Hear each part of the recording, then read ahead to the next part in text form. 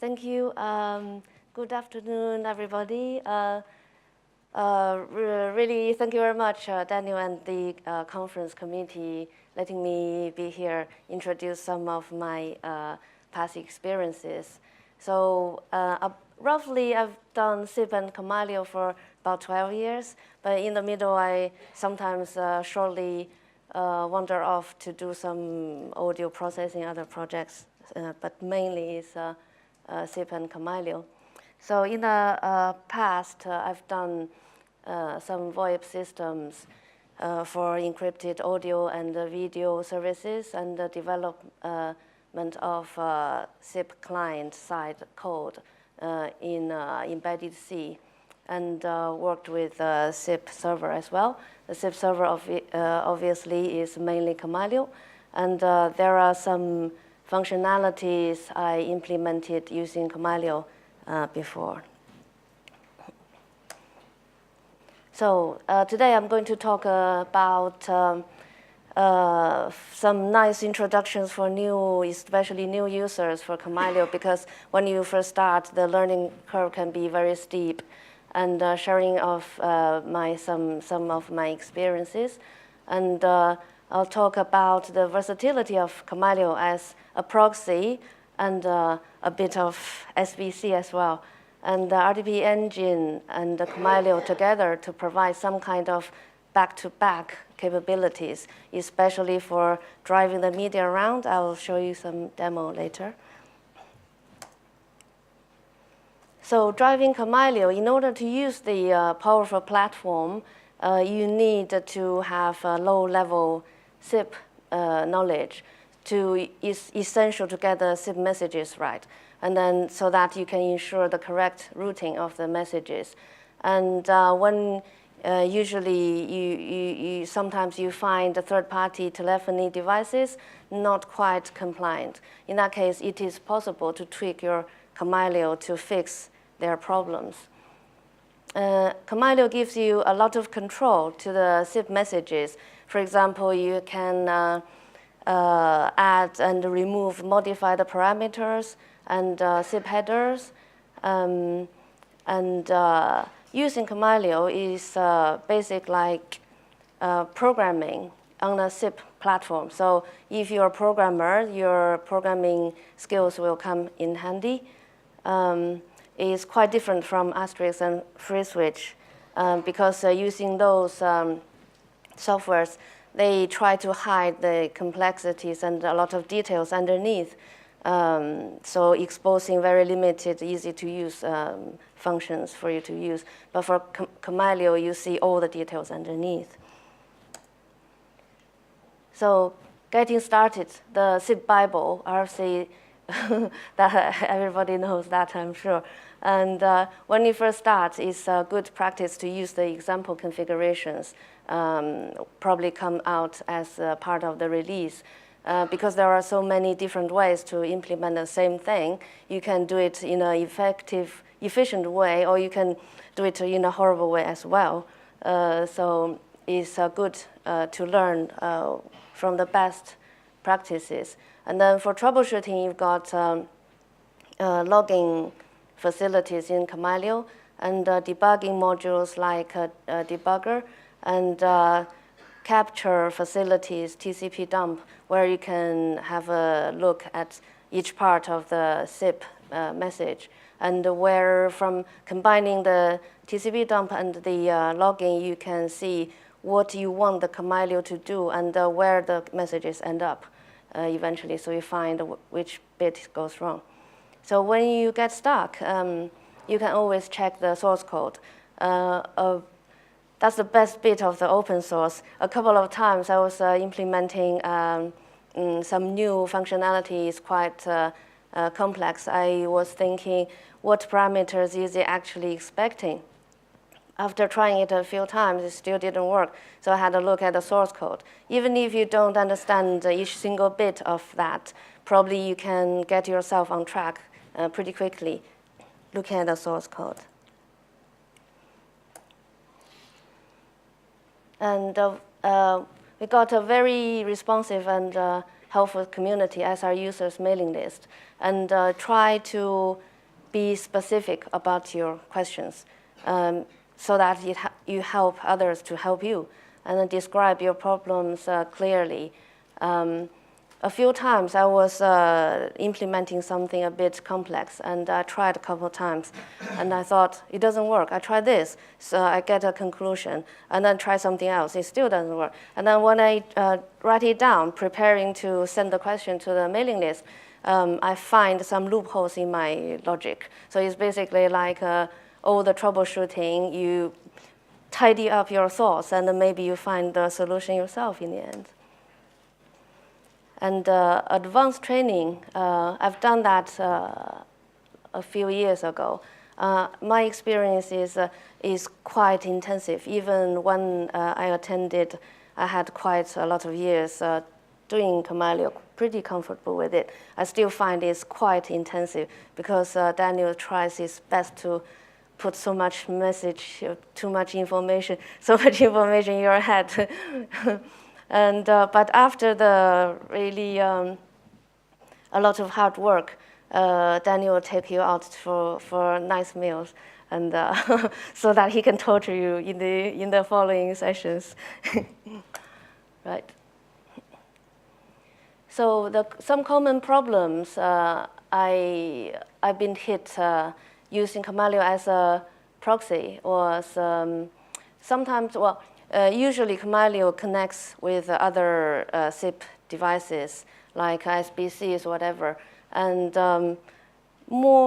quite often I've seen them making the same mistake, which is the request URI in the ACK header, and also the in-dialog request is not quite right. It should be a copy of the OK's contact header, including all the parameters. But very often I see from different vendors, different customers, they are missing the parameters. In this case, if your parameter say is a transport equals TCP or TLS, if you are missing that, basically Kamailio will try to relay the ACK out using the default UDP. That one, I was quite surprised why so many people from different places make the same mistake. And then before I came here, I was preparing for this slide. I was thinking, should I actually quote the RFC 3665 with flow examples? When I looked at it, it was missing the parameters. So I was thinking, am I going mad, or the RFC has some problems? So I posed a question, and then Daniel answered that actually it was not quite right. You need to check the errata, and even the errata may not be complete. So bear in mind when you do that. So that might be why so many people are making the same mistake, I guess. And because Kamailio has so much power to control the low-level SIP messaging, you probably have the temptation to fix third-party problems on your Kamailio server. I've seen that myself. So you think, okay, so it's got this header wrong. I know what it should be. Should I actually tweak it or force it? But before you do that, what is the impact on the other SIP devices? And if you're reusing the same kind of scripts for other customers as well, is that going to affect them? And so you can say, okay, Kamailio can do hash defines. So if def something, I put that under the switch. So it's not going to affect other people. But in the long run, actually, you are creating more work for yourself for testing and supporting. So is it worth doing? So if you know that's a genuine problem with a third-party device, probably you should ask them to fix it. So the versatility of Kamailio, it's been designed as a proxy, high-throughput proxy, and most people use it as a dispatcher load balancer to carry out routing logic. It can be made. It can be used to make complex systems. So it's got loads of plug-in modules you can use to provide a lot of functionalities. And you can use it in the simplest form as well. For example, you use it in stateless mode. It doesn't even depend on the transaction information. So it's very easy for the failover to work nicely. Yeah, I'm quoting Alex here because I read this article. I think it's really great. It rings a lot of bells. And the biggest resonance I've got from this article is actually the question, what do you really need from a SBC? So people say, we need to buy XBCs. And what's the requirement, actually? Do you need network segregation or NAT traversal or anti-DOS attack? What is it? If we have the requirements, let's see, maybe we can build it for free.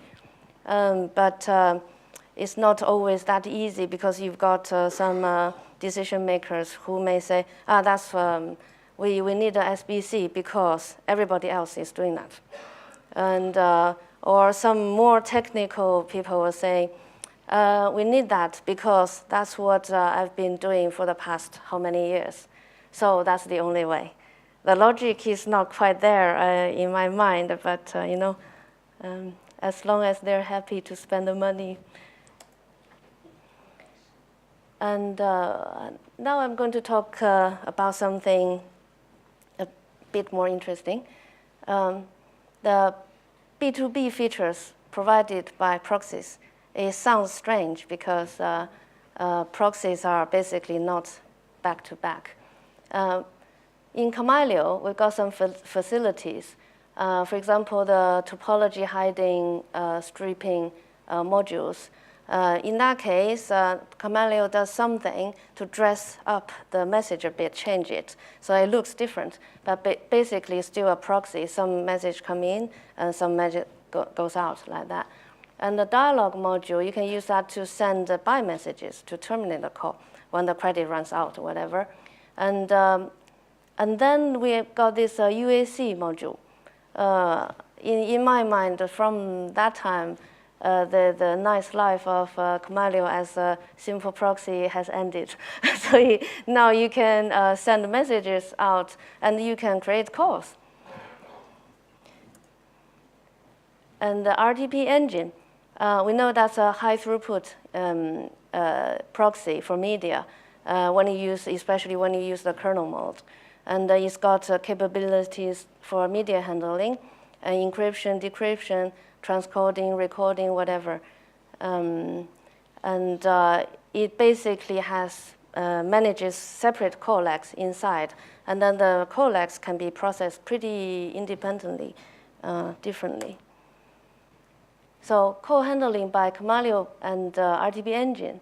We know that Kamailio handles the signaling bit, and the RTP engine handles the media. So it modifies the media payload, SDP payloads, to insert itself in the media. It can do some other modifications as well. And it creates and bridges the collags, RTP and stuff. So you have to excuse my artistic capability here from an engineer, example for normal call establishment. So it's a traditional Alice calling Bob example. So Alice A sends a invite to Kamailio. That's Kamailio, that's the RTP engine here. And the body of the invite contains the SDP of the A endpoint. Here we forget about the codecs. We just concentrate on the endpoint, which is the IP and the port.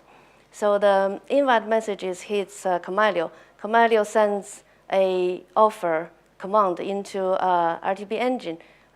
From there, you have the SDP attached, and you have some directions, metadata associated. And then RTP engine will, from the direction information in the command, will try to allocate some ports on the other side. So you've got two network interfaces here. And then it sends the response of the offer back to Kamailio. Kamailio then uses this updated SDP to send to B. So B similarly will answer with OK with its endpoint description and here. And then again, Kamailio sends the thing to RTP engine. And then RTP engine will try to allocate some ports on the other interface and then tell Kamailio. And Kamailio relays on the OK with a modified SDP here. And then after this handshake, the Alice will send media to that port on the RTP engine, and then the B will send media to that port.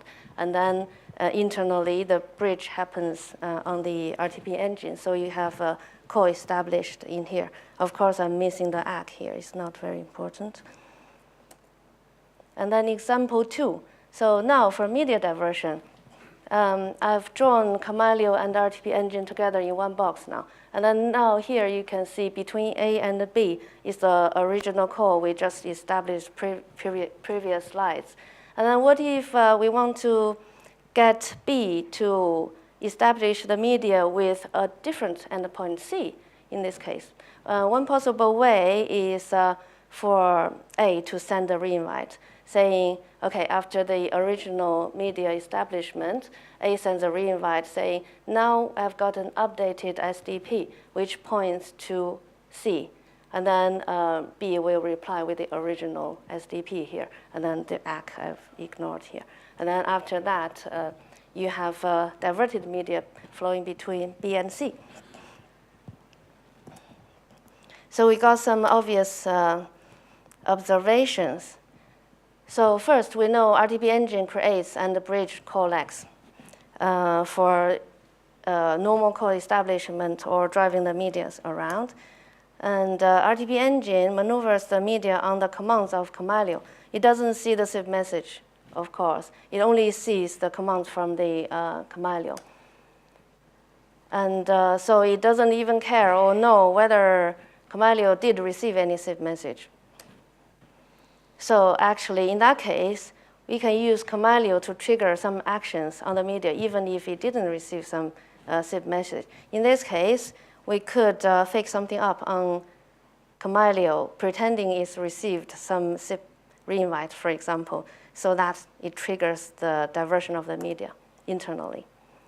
And how do you find out the new endpoint of the media C in the previous slides? Then we are using the UAC module to create a proper outgoing call to establish this information. So use cases. Now we can use proxies, Kamailio and RTP engine to modify the media streams without introducing other components. So why do you want to do that? For example, you've already got the setup with Kamailio and RTP engine. And you don't want to introduce another device for the call diversion. You want to maintain this high throughput proxy setup. And if you do something else, it might require the third-party cooperation. For example, if you do refer, does the third-party device support that? And I have to maybe trigger the third-party phone device to send a reinvite. It may not be possible all the time, but if we do that, we can drive everything from internally. And also, you can trigger that on anything you can think of, on receiving a SIP message or any whatever command, or even on timer. So what can you do with it?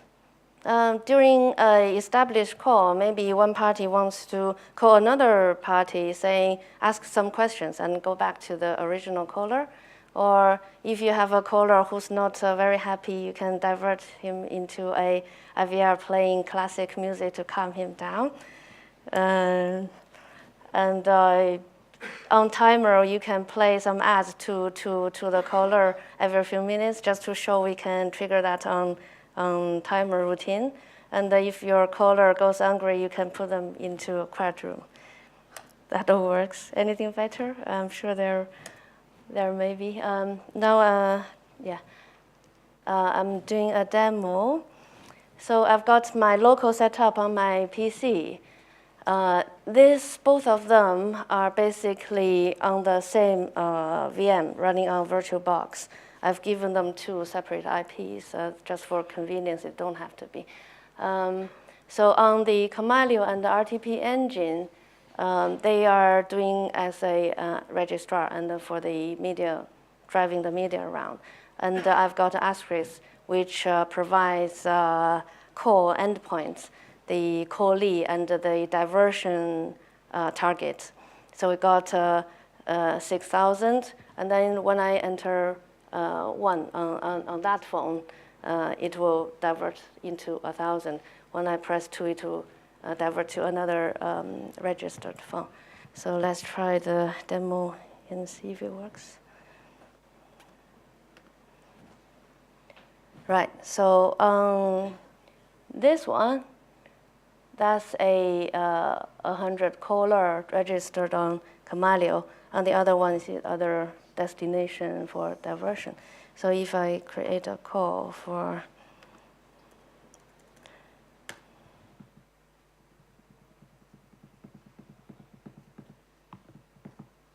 do we hear anything? No?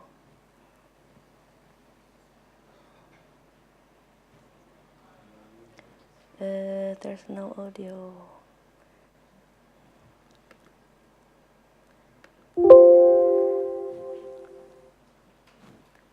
Hey?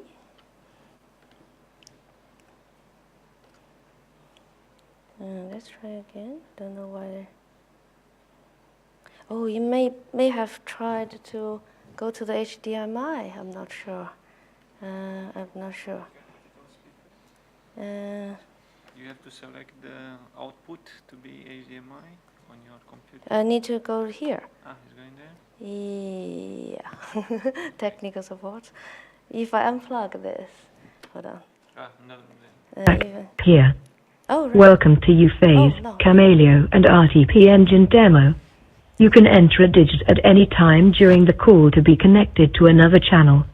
Enter hash key at any time to come back here. So now I'm pressing Welcome 1 to on Yufei's Kamailio and RTP engine. That's your quiet room for classic music. You have to excuse my crappy piano skill here, you know, that's from an engineer.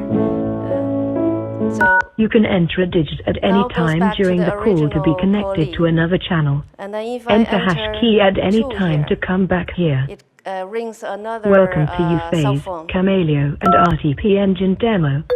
You can enter a digit at any time during the call to be... Hello? Because the two cell phones are running on the same laptop. Hang it up. Demo. You can enter a digit at any time during the call.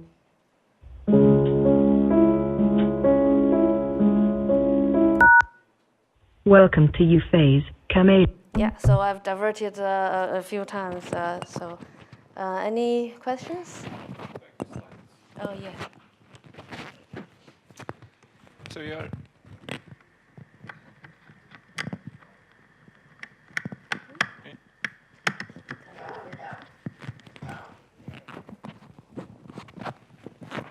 Okay, so I think that's quite impressive, I would say, with the demo on stage. And honestly, I think this would be a good reference for anyone coming to Kamailio. Probably I would never be able to explain at least what Kamailio and the role and how to interact with RTP engine in that way. So probably I'll make it a requirement for those that come to the advanced training to watch the recording here. So thanks, Yufei. Very interesting presentation. Very informative. I have Tori already here. Just a question with regards to your demo. Was it RTP engine that was doing the DTMF detection? No, it was Kamailio. Okay. Yeah. Oh, Kamailio. So you're using DTMF info then? Yes. Okay. Yeah. Signaling complexity. Any other question here around? Okay, then my question before the coffee break, right? We are in time for it. So we have 12 years and you presented more from the technology point of view. I'm a bit interested from the community point of view. How is the interaction? Anything missing? What you would suggest to the newcomer, to the community? What they should do to get the proper feedback? Yeah, I think basically developing, well, for myself, I think I benefited from doing the client-side SIP client-side software development and combined with Kamailio, both sides. So I was learning that way. It was pretty effective, but I appreciate not everybody has the chance to develop a SIP stack. So basically, you need to play with it as much as possible, and I use the TCP dump or whatever to look at the messages and then work out to work out what's happening. So that's the best way, just to tweak something and then see.